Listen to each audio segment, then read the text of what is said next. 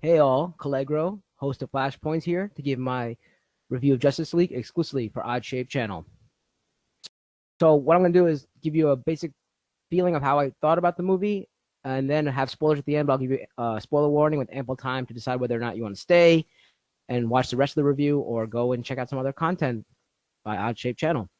So I want to say that I found the movie enjoyable. It wasn't the best of DC movies. It was on par with Man of Steel, but probably better than Batman vs Superman and Suicide Squad. The character development was probably the best part of the movie, especially with someone like Cyborg. You really got to see his journey and how he developed emotionally and physically, as you see as a character. The dynamics between each character was also good to see. The interactions that you see between Flash and Batman and Wonder Woman and Batman, Aquaman and Cyborg. These are all, even Cyborg and Flash had some moments too. Those are great to see. They're fun, and it really helps to build the team or tear it apart, as you see in some scenes. So that was pretty cool. I feel like Ben Affleck, I know he's having some issues with reprising his role as Batman and keeping that Batman mantle. So he seemed like he was kind of dialing it in for most of the movie. Um, the plot was good. It was understandable. It was pretty basic, save the world kind of thing, but we can't do it alone. We have to team up. There's a decent villain as well, Steppenwolf. He's not very well known if you're not to the casual fan of just comic book movies. If you are a fan of Superman and stuff like that, and a huge DC fan, then you would know that Steppenwolf is like one of the generals of Darkseid's army.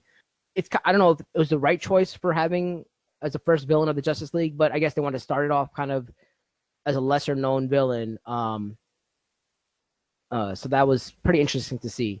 The action was really fun to see because it showcased a lot of the powers of each member of the Justice League. So seeing like you've seen a lot of it for Batman, who doesn't have any powers, but using his gadgets and technology. But for Wonder Woman, you've seen a lot of it through her movie. But for Cyborg, Aquaman, and Flash, you really haven't seen it unless you've watched their shows, read the comics. But they did it differently in the movie, so it was pretty cool to see like the Flash and how they did his speed and for how Aquaman controls water and his strength and stuff like that. So that was cool to see. Cyborg was probably the coolest with his powers, how he manipulates his body, and technology as well. So the powers and the action was really good to see. The fights between the Justice League and Steppenwolf was pretty cool to see, and the parademons, as you've seen from Batman vs Superman. Those are all probably some of the high points of the movie, just seeing the powers being used by each of the heroes or their technology. The one thing where I found that the movie was lacking was the jokes. I think it tried too hard to with forced jokes, especially with Batman and Flash. Now, as you guys know, Flash is more of a comedic character, usually the comedic character in like his series and comics and all that. Ezra Miller did a good job with his mannerisms and he had a little subtle actions that he did with his eyes that were great. But some of his jokes are way too forced, and they try too hard with him. And the same thing with Batman. Batman's not really that much of a funny character. He has some moments, but they really tried too hard to make a lot of jokes with Batman in this movie as well. And I wasn't really fond of that. I'm a huge fan of Flash. As you guys know, I do the show Flashpoints, and I thought he was actually the worst character of the Justice League in this movie. I think Ezra Miller did a decent job with his, like I said, his mannerisms and his actions, but it maybe was poor script and poor writing by the writers that kind of hurt his character with the jokes that he made. Some of them are good, but more often than not, they were way too forced and unnecessary. In my opinion, the best character was Aquaman. He had a great dialogue throughout the movie, great interactions with all the characters. His powers were pretty cool to see, but I just think his interactions and dynamics with every other member of the Justice League was awesome. And Jason Momoa really nailed that role. Like, I'm happy to see him as Aquaman.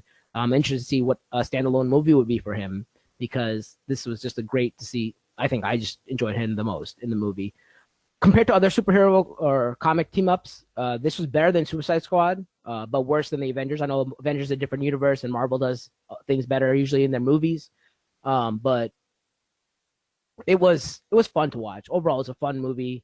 If you like watching team ups of superheroes, don't miss this one, because you get all that. You get the interactions, like I said, you get the action but it's not like on par with something like the Avengers, which has a really story-driven plot, and you get some empathy for the villain as well. Because like in Avengers, you have Loki. Avengers 2, you have Ultron. You really feel something for the villain as well. And this Steppenwolf, he's a great villain, like cool powers. You don't really see his like, you see his motive, but you don't really empathize with it. You don't want to cheer for the villain. Some movies you want to cheer for the villain. Loki's one of the most popular characters in the Marvel universe now. You won't feel that for Steppenwolf. That's pretty much it for my feelings on the movie without spoilers. So right now I'm sure Tom will put some spoiler warning up here or here or here somewhere.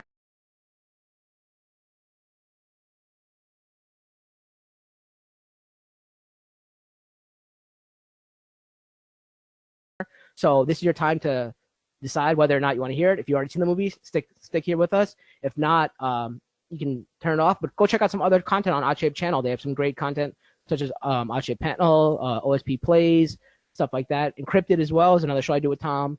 Check that out, or you can head over to the Kingslayer Network as well. That's a show where you can see my flashpoints and Night's Watch and all that kind of stuff. Night's Watch is also here too. So I'm gonna give it a few moments, do a little costume change, and then it's gonna be spoilers. So I'll let you know now. Spoiler alert. They're coming. They're coming.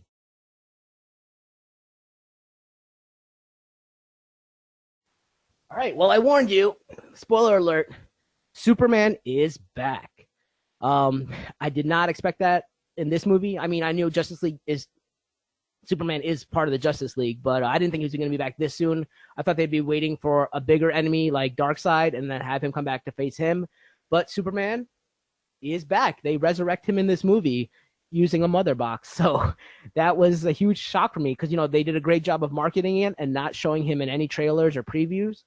But he's back, and I'm sure a few months into when this movie's out for a little bit, or a few weeks in, they'll probably show Superman in the trailer or commercials. But they did have him in the trailer, but people thought it was a dream that Lois, because immediately after that scene, Lois wakes up, or she's in bed, so you think it's a dream she had. But that is actually a scene in the movie, and he's there. He's literally there.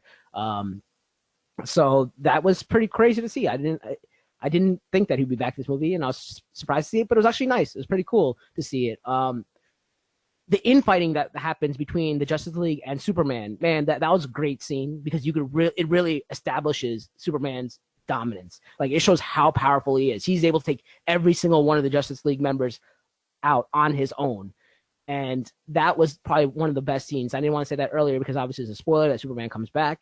But that was a really cool scene to see how powerful Superman is. And he is the game changer against Steppenwolf because them alone, they didn't seem that they could beat Steppenwolf. But as soon as Superman comes in, he just dominates Steppenwolf. Steppenwolf has no chance, which makes it seem like the next Justice League movie, if it was to have Darkseid, that will be the equalizer because that's someone who can actually compete with Superman and make it seemed like more of a team-up movie with Superman as opposed to having Superman just destroy and then have the team clean up everything else. So seeing Darkseid later on will be really cool, hopefully to balance the game out a little bit.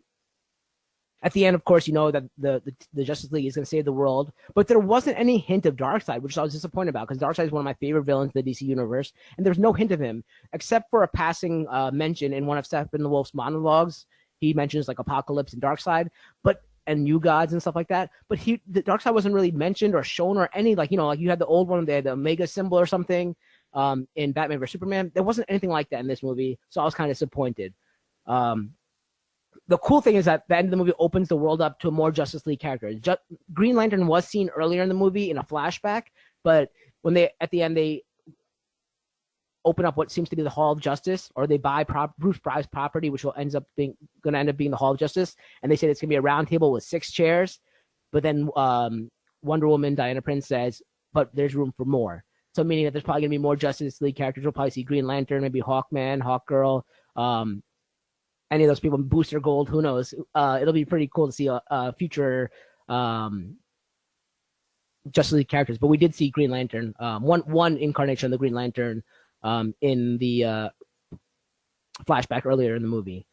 As for like scenes after the movie, it's cool how they tied up the stories for each of the characters, kind of like building on what the movie started out earlier as, like developing the characters. Now kind of leaves it open to their own standalone movies, or obviously Wonder Woman 2, but standalone Aquaman, standalone Flash and Cyborg, or even if they team up amongst themselves. as duos. That's pretty cool how they open up the movie to be how they end the movie to open up for other standalone movies, because that's going to happen. The post scene credits, post movie credit scene. Sorry, the mid credit scene. There's a race between Flash and Superman. Like this always happens in comics, in cartoons, and all that. And all previous shows like Smallville and stuff like that. They always have that scene where Flash has to race Superman and who's faster. They don't really show the race. They show them starting off, like because they're gonna leave that open. But it was fun. It was fun. That was one of the good scenes by Flash. Him interacting with Superman and his little jokes there were actually good compared to the ones he made during the movie. The best scene of the movie by far has to be the post credit scene. So make sure you stick around for that. After the credits roll, it opens up in the prison, and all the prisoners are leaving, and then the far end cell, the end of the row, is a bald man with his back to the camera, and it's the guy saying, the prison guard is saying, Luther, telling him to leave the cell. The camera keeps going down the hall, pans down the hall. When it gets to the bald man turns around, and it's not Lex Luthor, it's just a random prisoner. So cuts, and then we're in the middle of like a harbor or something on a yacht, and there's Jesse Eisenberg as Luthor, Lex Luthor. I'm not sure if it's Alexander Luthor or actually the adult Lex Luthor, the father. We're not sure where that's going with that, but it's Alexander or Lex Luthor Jr. possibly. But it's Jesse Eisenberg's character. He's out of jail on a yacht, enjoying his life, and we see a speedboat come up to the yacht. And the speedboat has a silhouette of a character with two swords on his back. And I knew who it was right away. I got super excited. But my friend didn't understand what was going on. When I was like whispering to him, "Oh my god, it's," he thought I was talking about Will Smith's character Deadshot. But I'm like, no, that's not who I'm talking about. The guy gets on the boat, and it's freaking Deathstroke, man. Deathstroke looks really cool, very much like the Arrow character. I was hoping, Manu Bennett would reprise his role, but they're not really crossing over characters from the DC shows with the DC movies. I wasn't able to put my finger on what actor it was. I'm sure someone out there really knows who it is, because it's really fast, the scene, because Jesse Eisenberg says to him, Slade Wilson, I'm sorry to brought you here, but I had an idea. And then Deathstroke takes his helmet off, and you see Slade Wilson with his an older Slade Wilson with his eye patch, and he goes, "You better not have wasted my time." And then Jesse Eisenberg says, "So the heroes, I've seen like a god come back and rise and fly in the sky again, and the heroes making making the team. How about we make a team of our own?" And it ends on that. So hopefully we're seeing the Justice League, if not the Legion of Doom. That was probably the best scene in the movie. I was like, I had chills. When I saw that scene, I was still left on a high after that, because Deathstroke's one of my favorite characters as well. So seeing him and him done really well was really cool to see. So that was awesome. The movie on the whole was fun, enjoyable. People went in having not that high hopes for it, and I was impressed. I enjoyed it. I had some moments where I almost teared up. There were some moments where I had chills and goosebumps, and those are great. I enjoyed it overall. I'd probably give it a B plus rating. So that was my review of Justice League without spoilers in the beginning and then spoilers at the end. Hope you guys stuck through it and enjoyed it. And I'll keep running towards your goals, and I'll see you guys in the future. Thank you.